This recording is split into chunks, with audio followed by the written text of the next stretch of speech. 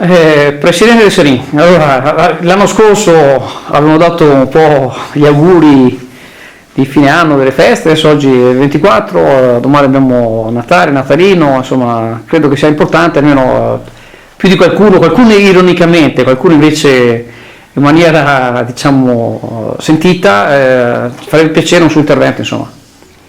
Ma io sono lieto che qualcuno possa avere il piacere di ricevere i miei auguri. Ritengo sempre il Natale la festa più importante nell'arco dell'anno, sia per coloro che credono sia per coloro che non credono. È una ricorrenza importantissima a livello mondiale e tutti in questa occasione pensano a un anno che si chiude e a un anno che si apre. La cosa importante è che ci facciamo gli auguri, ce li facciamo fra persone che si stimano, che si vogliono bene e anche tra persone che non si conoscono ma che vivono all'interno di questa nostra collettività. Abbiamo insieme vissuto un anno complicato, difficile, per alcuni drammatico e ci attrezziamo per vivere un altro che non sarà certamente facile. E allora è un'occasione importante per dire che proprio nei momenti di difficoltà bisogna fare ricorso alle migliori capacità, ai migliori aspetti che ognuno di noi ha dentro di sé. E io ricordo con piacere che quest'anno si è chiuso con una inaugurazione importante del nostro ospedale. In un anno il nuovo direttore sanitario ha fatto cose che in tanti anni non si erano fatte. Ha dimostrato che con la determinazione, la volontà, l'impegno, alcune cose che si potevano fare molto prima, di cui avevamo le risorse a disposizione, le risorse economiche e finanziarie, erano rimaste ferme. Oggi l'ospedale si presenta in maniera del tutto diversa, molto più accogliente di quanto non fosse prima e più ancora è dotato di una qualità della classe medica rinnovata e molto più presente in termini numerici e in termini qualitativi, facendo un mix molto importante tra i primari storici che abbiamo da sempre e quelli a cui si sono aggiunti i nuovi e anche i nuovissimi. Ecco, è una di quelle occasioni che all'interno di una annata che si chiude male fa pensare bene. La capacità di Chioggia di avere un ospedale che sia degno di una città da 50.000 abitanti.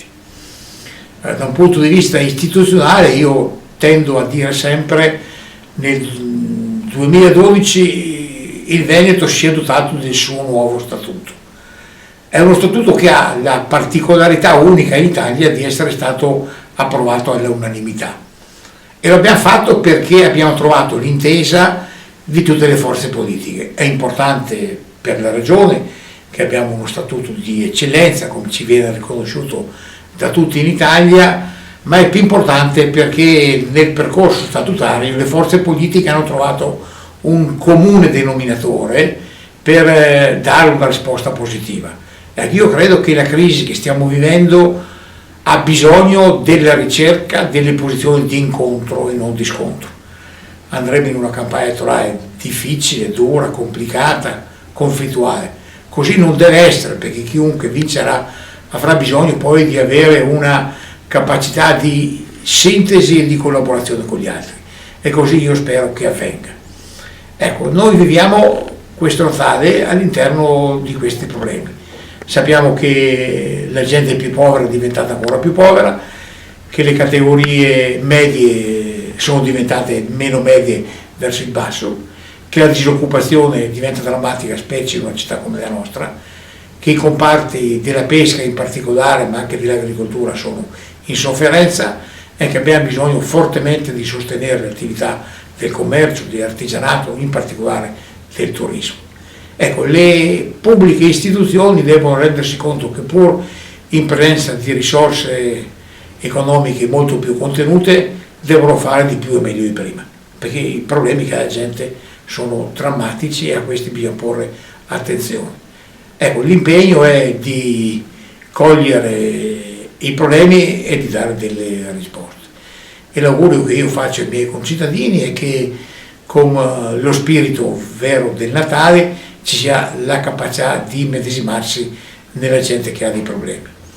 Credo che una espressione che ho sentito dire dal patriarca in questi giorni di mia frequentazione veneziana mi ha colpito e cerco di trasferirla agli altri, dicendo che abbiamo bisogno del vero spirito della carità, ma più ancora che la carità deve fare riferimento alla solidarietà efficiente, nel senso che noi abbiamo bisogno di recuperare efficienza per contenere i costi e allargare le risorse disponibili a tutti, ed è per questo che la solidarietà deve essere improntata anche allo spirito di efficienza.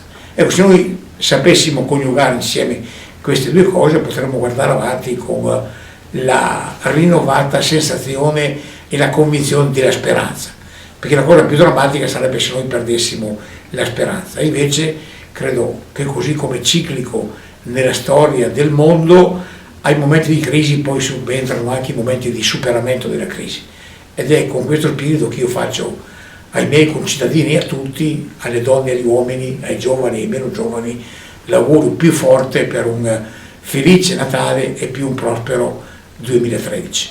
Augurissimi. Grazie Presidente.